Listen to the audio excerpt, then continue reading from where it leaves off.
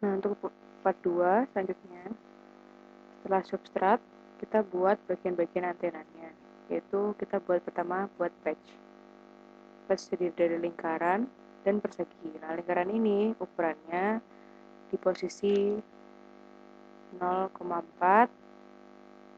0,30, radiusnya 15 mm.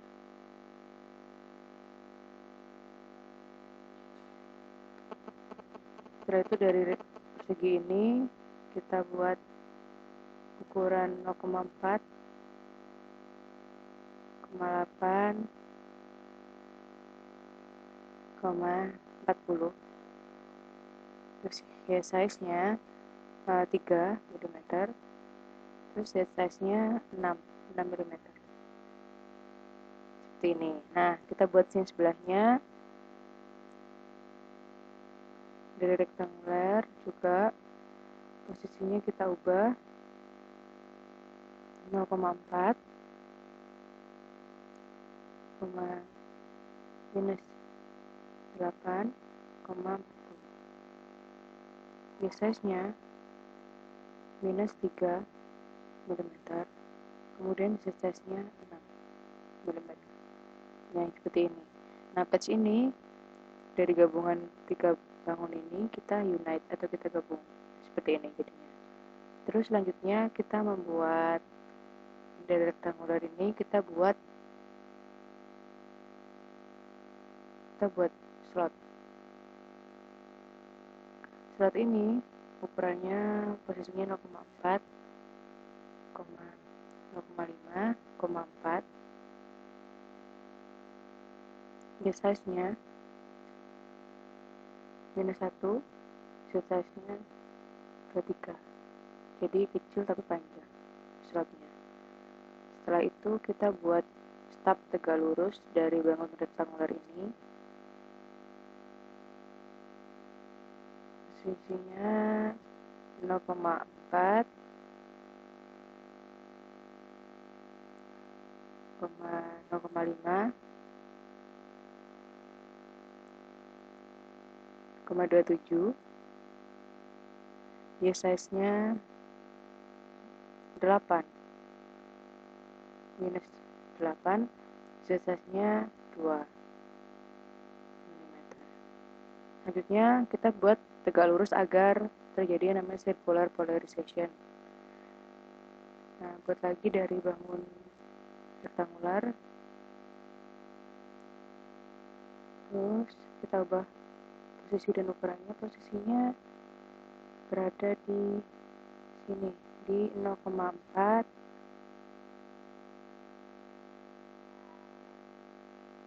minus 7,5, 27. Y size-nya minus 2 mm. Z size-nya 10 mm. Nah, seperti ini nanti untuk stub tegak lurusnya. Dari bangun-bangun ini tadi, patch, stub, dan slotnya kita jadikan perfect A. Klik kanan, assign boundary, perfect A.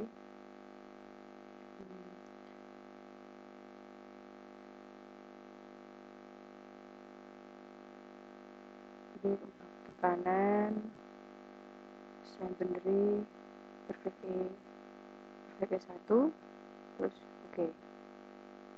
Selanjutnya kita buat yang ada di belakang dari substrat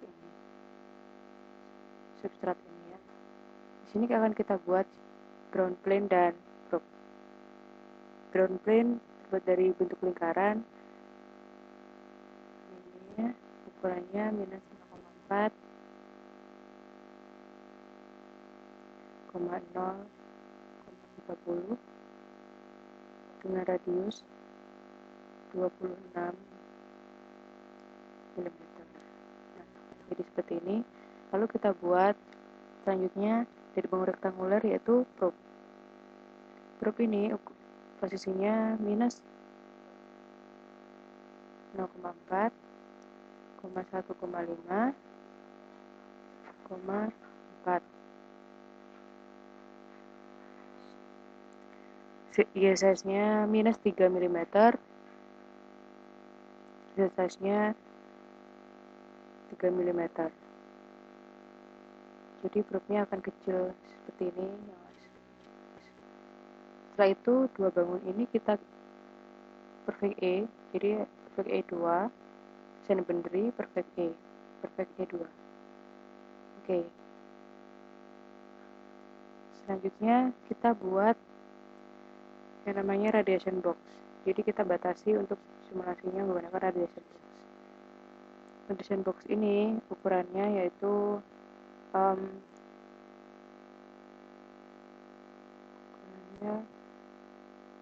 10, posisinya 10,30, minus 10. Untuk size-nya minus 60, minus 20 maaf, terus size-nya minus 60, size-nya 80. Terus kemudian kita beri material udara. Kemudian klik kanan dari box ini, Saint Bendry radiation 1, oke. Kemudian HFSS kita klik ini. Lalu radiation insert field setup infinite sphere default, oke. Setelah itu kita checklist apa yang kurang. Nah, ternyata kurang analisis setupnya. Karena kita klik analisis setup ini, kita coba klik 2,4 GHz. Oke, kemudian sweep ini setup 1. Terus kita buat simulasi fast atau cepat. Kemudian startnya 1, finishnya 16, stepnya 1. Jadi nanti 1, 2, 3 gitu. Terus oke. Setelah itu kita cek lagi. Ternyata sudah benar semua. Sekarang melakukan simulasi. Nah, simulasi ini butuh waktu beberapa menit ya untuk diproses. Nah, ini sedang melakukan proses simulasi. Nah, setelah tidak ada proses itu, kita seperti ini. Nah, kita sekarang bisa lihat hasilnya di result, create model, rectangular plot. Nah, kita lihat VSWR-nya dulu, VSWR. Nah, dari VSWR ini hasilnya seperti ini. VSWR baik kan 1 sampai 2. Nah, scalingnya ini kita perkecil dari 1 sampai 2.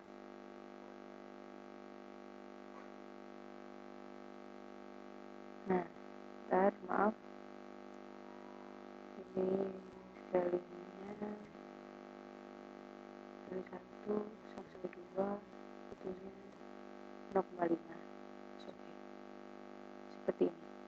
Jadi ini bandwidth berdasarkan VSWR di antara 2 sampai 10 GHz.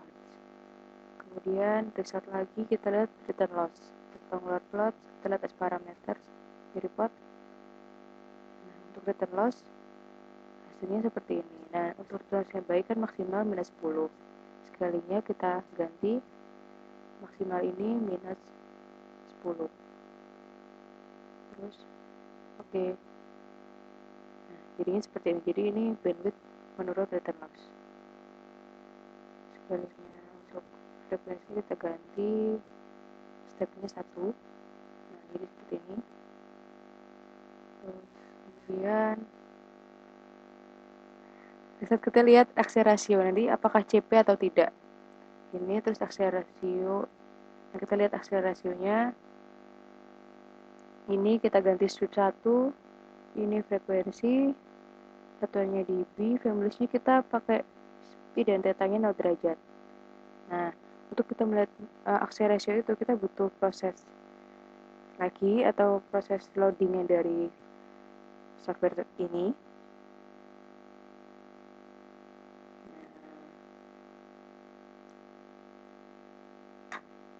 Akselerasionya ternyata hanya di frekuensi 3 GHz. Ini antara 3 sampai 3 GHz ini. 2,9 sampai 3,1 ini, dan yang di 14 GHz.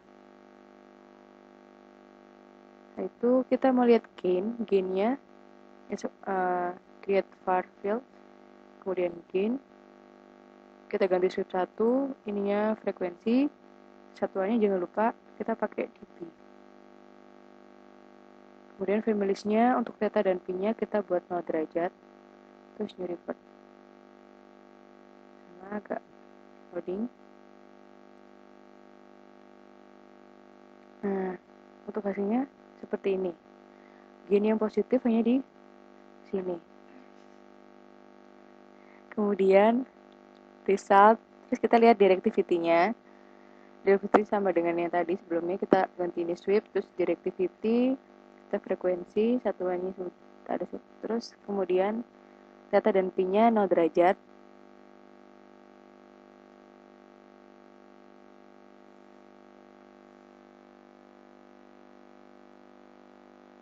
Nah, ini hasil dari directivity antena ini. Setelah itu kita lihat untuk polarization. Untuk polarisasinya kita 3D polar. Ini kita lihat polarization ratio, sweep 1, pi theta, RHCP. Sudah, familiesnya 1 GHz saja, terus nyerpat. Nah, hasil dari simulasinya itu seperti ini untuk RHCP. Nah, selesai hasil dari simulasinya, dan inilah antena dengan frekuensi ultra wideband dan circular processingnya hanya di 3 GHz dan 14 GHz. Gain terbaik yaitu gain yang positif tadi. Gain positif tadi hanya di antara 2 sampai 3,8 GHz. Jadi bisa digunakan di jaringan 3G.